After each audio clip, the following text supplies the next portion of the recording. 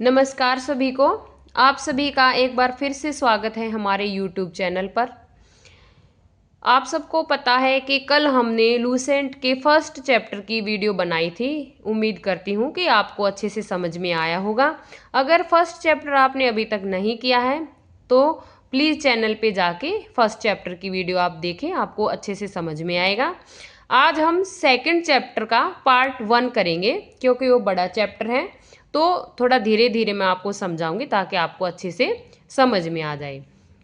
तो जो हमारा सेकंड चैप्टर है उसकी शुरुआत होती है कि आर्थिक समृद्धि क्या होती है और आर्थिक विकास क्या होता है।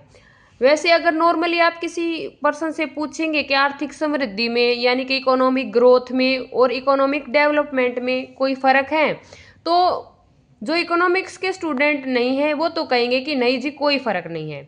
लेकिन मैं आपको बता दूं, जो आर्थिक समृद्धि होती है, इकोनॉमिक ग्रोथ होती है, उसको मेज़र करते हैं हम किसी भी कंट्री की जीडीपी से या पर कैपिटा इनकम से।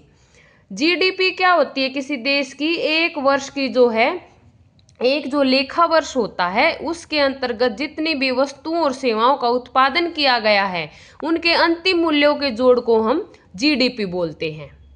और पर कैपिटा इनकम क्या होती है? जब आप उस जीडीपी को किससे, पॉपुलेशन से डिवाइड कर दोगे, जीडीपी को आप पॉपुलेशन से डिवाइड कर दोगे तो ये आपकी आ जाएगी पर कैपिटा इनकम।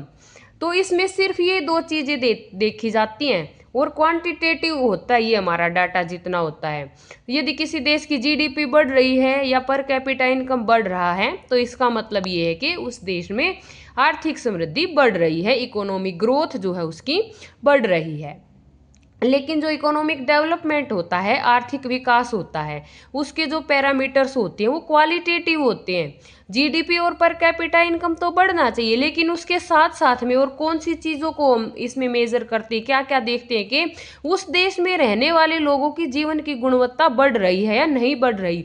लोग पहले के जैसे ही गरीब हैं या कुछ उनका रहन सहन अच्छा हुआ है, बेरोजगारी कम हुई है या नहीं हुई है, गरीबी का स्तर क्या है, पहले से कम है या बढ़ा है, साक्षरता दर कैसी है उस देश में। अगर ये सब चीज़ें क्या हो रही हैं, अच्छाई की तरफ जा रही है, जैसे जीवन की गुणवत्ता अगर बढ़ रही है, बेरोजगारी कम हो रही है, गरीबी कम हो रही है देश में, साक्षरता दर बढ़ रही है और जीवन प्रत्याशा अगर बढ़ रही है। जीवन प्रत्याशा का क्या मतलब होता है कि एक व्यक्ति औसतन कितने वर्ष तक जिएगा। तो सीधी सी बात है, अगर हम लोग स्वस्थ होंगे तो हमारे जीवन प्रत्याशा क्या होगी, लंबी होगी। लेकिन अगर हम स्वस्थ नहीं होंगे तो हमारी जीवन प्रत्याशा, लाइफ एक्सपेक्टेंसी हमारी क्या होगी, कम होगी। तो देश में पोषण का स्तर कैसा है, स्वास्थ्य सेवाएं कैसी है, इन सब चीज़ों को हम किस में मापते हैं? जब इनको मापते हैं तो उसको हम कहेंगे आर्थिक विकास हो रहा है। तो आर्थिक समृद्धि में तो सिर्फ हम डेटा को लेकर के चले कि जीडीपी बढ़ी नहीं बढ़ी, पर कैपिटा इनकम बढ़ी नहीं बढ़ी, लेकिन आर्थिक विकास में हम जो है ये सारी चीज़ें, बेरोजगारी, गरीबी, साक्षरता दर और भी जितने भी जीवन के जो है गुणवत्ता को बढ़ाने वाली चीज़ें हैं उन सब को देखते हैं। और आर्थिक विकास की जो माप होती है वो जो है कई तरीके इसके दिए हुए हैं। एक तो है आधारभूत आवश्यकता प्रत्यागम। इसका क्वेश्चन पूछ सकती है कि ये वाली जो माप की विधि है ये किसने दी थी? ये दी थी विश्व बैंक ने। दूसरी हमारी है PQLI, physical quality of life index. तो सबसे पहले तो क्वेश्चन ये बनता है कि physical quality of life index दिया किसने था? ये दिया था मॉरिस डी मॉरिस ने। और इसकी वैल्यू होती है आपकी 0 से 100 के बीच में। इसको जब हम काउंट करते हैं तो वैल्यू आती है हमारी 0 के 100 के बीच में आएगी। और इसकी जो इंडिकेटर्स होते हैं, मतलब PQLI के अंतर्गत हम कौन कौन सी चीज़ों को मापते हैं?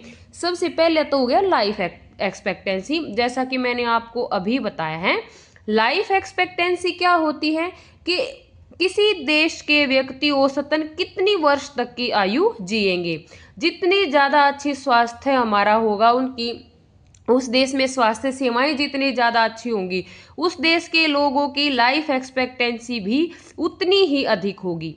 दूसरा है शिशु मृत्यु दर। ठीक है, शिशु मृत्यु दर क्या होती है? शिशु मृत्यु दर ये होती है कि 1000 बच्चों में से कितने बच्चे जो हैं जिएंगे। और तीसरा हमारा है साक्षरता दर। साक्षरता दर किसी देश की जितनी ज़्यादा अच्छी होगी उतना ही उस देश का आर्थिक विकास भी ज़्यादा होगा। तो PQLI का मैं एक बार फिर से सम अप कर देती हूँ। PQLI को दिया था मॉरिस डी मॉरिस ने और इसकी स्केल होती है 0 to 100 और इसके इंडिकेटर्स होते हैं लाइफ एक्सपेक्टेंसी, शिशु मृत्यु दर और साक्षरता दर। शिशु मृत्यु दर को इंग्लिश में हम बोलते हैं इन्फेंट मोर्टेलिटी रेट और जो है साक्षरता दर को हम बोलते हैं लिटरेसी रेट। इसके बाद बारी आती है क्रय शक्ति क्षमता विधि की। ये जो है 1993 में IMF ने इसको दिया था, इंटरनेशनल मॉनेटरी फंड, अंतरराष्ट्रीय मुद्रा कोष ने इसको दिया था। और भारत में की जो करंट इसकी जो रैंकिंग है वो है 3। याद रखेंगे कि भारत जो है तीसरे नंबर पर है इस विधि के अनुसार। नेक्स्ट है हमारा निबल आर्थिक कल्याण। इसमें भी बस इतना ही पूछा जाता है कि निबल आर्थिक कल्याण विधि किसने दी थी, तो ये दी थी आपकी नॉर्डहॉस और जेम्स टोबिन ने। फिर बारी आती है आपके HDI की। HDI human development index. तो ह्यूमन डेवलपमेंट इंडेक्स को 1990 में महबूब उल हक ने दिया था। क्वेश्चन कई बार पूछ लिया जाता है कि HDI किसने दिया था। HDI दिया था महबूब उल हक ने। और कब दिया था? 1990 में, 1990 में। अब HDI के अंतर्गत किन किन कौन से इंडिकेटर्स आते, किन पैरामीटर्स को मापा जाता है? तो HDI के अंतर्गत सबसे पहले तो लिविंग स्टैंडर्ड को मापते हैं कि किसी देश के लोगों का जो है जीवन स्तर कैसा है।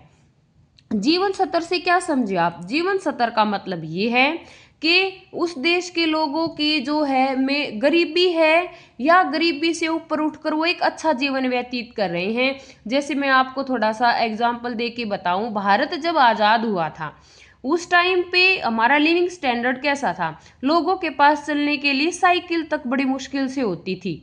लेकिन जैसे जैसे धीरे धीरे हमारे देश का विकास हुआ, धीरे धीरे लोगों के क्या हुआ, उनको काम मिलना शुरू हुआ, लोगों के पास पैसे आने शुरू हो गए।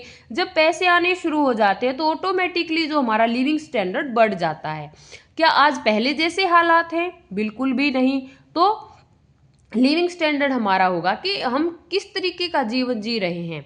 दूसरी है लाइफ एक्सपेक्टेंसी। ये मैं आपको बता चुकी हूँ कि एक देश के लोग औसतन कितने वर्ष तक जी सकते हैं। और तीसरा आ गया आपका लिटरेसी रेट। और जो HDI की वैल्यू जो होती है वो 0 से 1 के बीच में हम इसको मापते हैं। और सबसे इम्पोर्टेंट क्वेश्चन आपसे जो करंट में पूछा जा सकता है कि इंडिया की कितने नंबर पे रैंकिंग है आज? 190 देशों में से इंडिया की रैंकिंग है 130। और जो जिसकी जो कौन सा ऐसा देश है जिसकी हाईएस्ट रैंकिंग है, फर्स्ट नंबर पे जो है वो है आइसलैंड। और लोएस्ट जो है, सबसे लास्ट वाला जो कंट्री जिसकी सबसे कम HDI है वो है आपका साउथ सूडान। तो प्यारे बच्चों, आज हम इतना ही करेंगे। अभी हमारा ये चैप्टर बाकी है जिसको हम पार्ट 2 में करेंगे, क्योंकि पहले ही पार्ट में इतना सारा अगर हम करेंगे तो ये ठीक नहीं। उम्मीद करती हूँ कि आज की क्लास जो है आपको अच्छे से समझ में आई होगी और बाकी का इसका पार्ट 2 हम कल करेंगे। अगर आपको आज की वीडियो अच्छी लगी हो, नॉलेजेबल लगी हो, तो प्लीज़ आप चैनल को सब्सक्राइब कीजिए और बेल आइकन दबाना मत भूलिए ताकि आपको टाइम टू टाइम सारी नोटिफिकेशंस मिलती रहें। और वीडियो को लाइक कीजिए, शेयर कीजिए और कमेंट ज़रूर कीजिएगा। Thank you.